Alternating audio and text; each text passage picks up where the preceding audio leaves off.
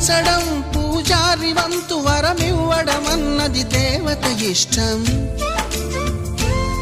ప్రేమించడం ప్రేమికుడి వంతు కరుణించడం అన్నది ప్రేయసి ఇష్టం. ఎందువల్ల నిన్ను ప్రేమించిందో చిన్ని మనసుకే తెలియదుగా, నిన్ను మరవడం జరగదుగా. ఎందువల్ల నువ్వు కాదన్నావో ఎదురు ప్రశ్నలే వేయనుగా, ఎదురు చూపులే ఆపనుగా.